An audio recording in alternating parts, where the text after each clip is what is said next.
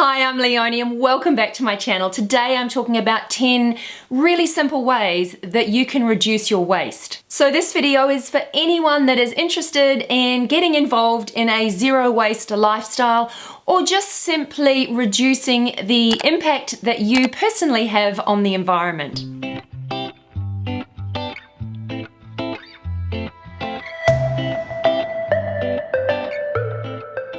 For starters, one of the simplest things that we can all do is stop buying bottled water.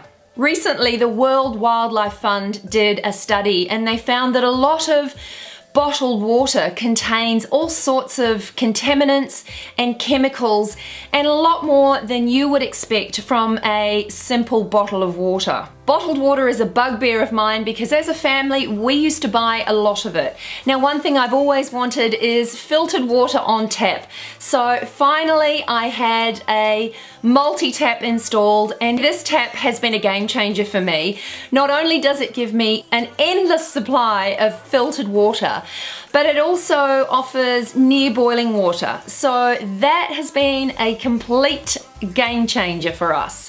So I can easily make a cup of tea or a cup of coffee or a pot of tea. I can use it to wilt my greens and it is just super handy. It means that I no longer need a kettle in my kitchen, and it also means that when I'm boiling vegetables or steaming vegetables, I can start with near boiling water and that cook time is reduced significantly. And it means that my boys can easily fill up their reusable drink bottles and we no longer need to buy bottled water.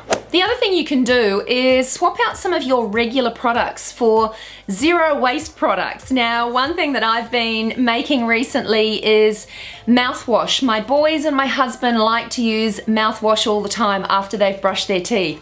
Now, these products usually come in big plastic bottles, but also it's really easy to make them. So I've been making this very simple mouthwash and all it is filtered water from my tap, which is super handy, and I just use a teaspoon of baking soda, and into that I add 3 to 5 drops of my favorite essential oil, and this just gets mixed up in a glass bottle or jar, whatever you have that's reusable, and it does exactly the same thing as your standard mouthwash, but it is really inexpensive, super easy to make, and best of all, it's zero waste. The other thing that you can do, which makes a huge impact, is use reusable coffee cups. Now, most cafes will allow you to take your own coffee cup and they will fill it up for you. I know many cafes will actually offer you a discount for using your own cup. We have a local coffee shop that does an amazing thing. What they do is you go there, pick up a small plastic bucket,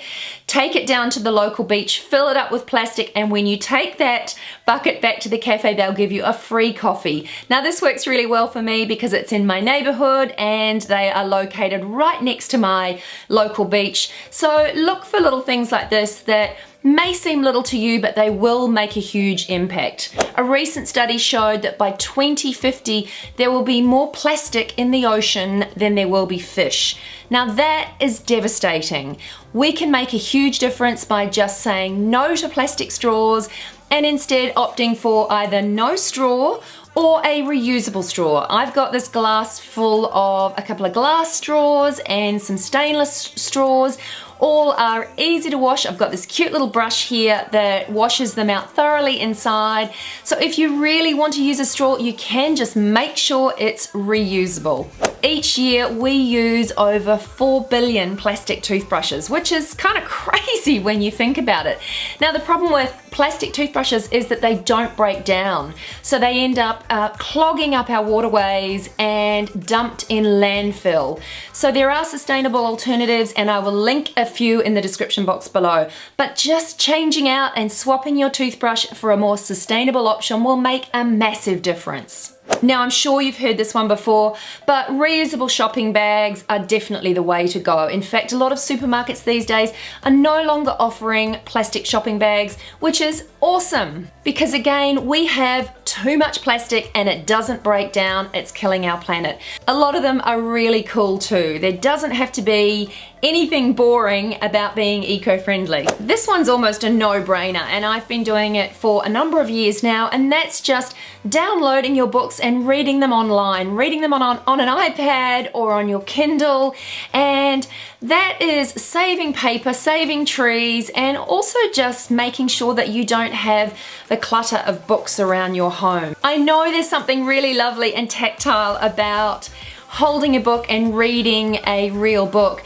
but maybe every second book you could download, and that alone will make a significant difference. It's all about making small changes, and collectively we can make a big difference. And think about just giving up on your everyday plastic wrap that you may use to wrap your sandwiches or your lunch or containers in the fridge, and just use reusable containers. If you currently own plastic ones, use them until you can no longer use them, and when it's time to replace them with a more sustainable option. All of this plastic just does not break down, and it's killing our waterways, and it's also killing our bird life and sea life. So we can make some really simple changes by just saying no. There are alternatives out there, it's just about finding them and getting used to them. Airing our clothes and using the good old natural sunshine where possible to dry our clothes is definitely the most eco-friendly way to do things. It also is actually better for our clothes than just throwing everything in the dryer every single time. Now I know climate and temperature and your geography will dictate how often you can do this, but certainly when you can, if the sun's shining and it's a lovely day out there, consider drying your clothes naturally. There are lots of really good quality, sustainable sanitary products available now, and they are far better for you and also better for the planet as well. Things like biodegradable tampons and pads and menstrual cups will also make a great difference to the planet. So that's it for today, and as I said, there are lots of small things that you can do to make a really big difference and to have a big impact on our planet. You don't have to be some crazy hippie to make a difference.